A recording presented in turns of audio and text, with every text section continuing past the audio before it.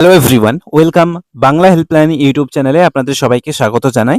আপনারা সকলেই জানেন 1 জুলাই অর্থাৎ আগামীকাল অন্নপূর্ণা যোজনার দ্বিতীয় কিস্তির টাকা দেওয়া হবে এবং মুখ্যমন্ত্রী জানিয়েছেন আগামীকাল 1,20,00,000 মহিলার অ্যাকাউন্টে অন্নপূর্ণা যোজনার দ্বিতীয় কিস্তির টাকা ঢুকতে চলেছে।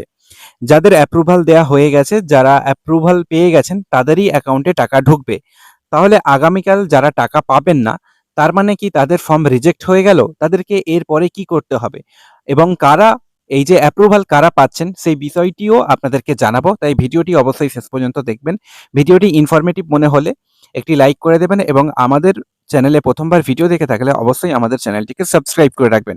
দেখুন, মুখ্যমন্ত্রী যেটা জানিয়েছেন যে এখনো পর্যন্ত অনলাইন এবং অফলাইন মিলিয়ে মোট ফর্ম সাবমিট হয়েছে 1,51,00,000 ফর্ম।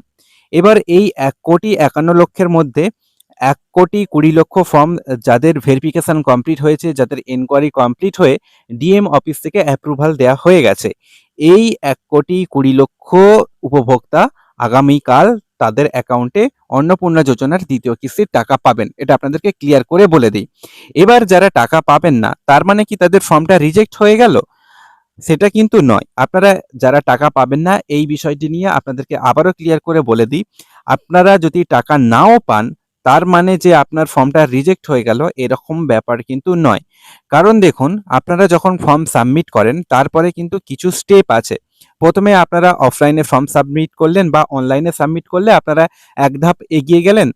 সেটা হচ্ছে আপনাদের ফর্মগুলো অলরেডি ডিজিটালাইজেশন করা হয়ে যায় যদি আপনি অনলাইনে ফর্ম ফিল আপ করেন, সার্ভারে উঠে যায়। কিন্তু আপনি যদি অফলাইনে ফর্ম ফিল আপ করেন সেক্ষেত্রে স্টেপ 2 তে সমস্ত ডাটাগুলো ডাটা এন্ট্রি অপারেটর আপনাদের ফর্মগুলো দেখে সেগুলো এন্ট্রি করে।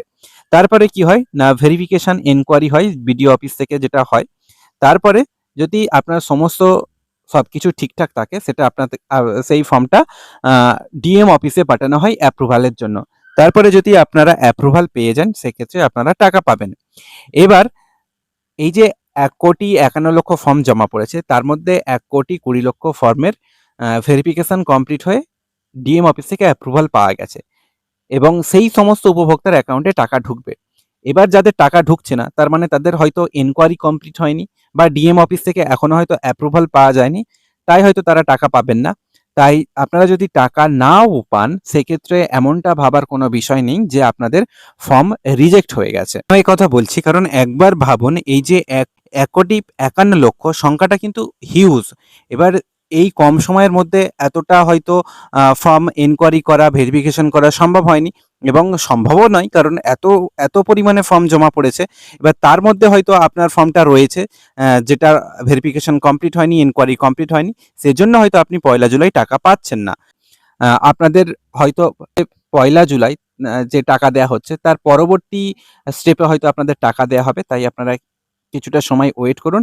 আপনাদেরকে আগের ভিডিওতে বলেছিলাম যে বিডিও অফিসে যোগাযোগ করার কথা। তবে এখন বলবো আপনাদেরকে বিডিও অফিসেও যাওয়ার প্রয়োজন নেই।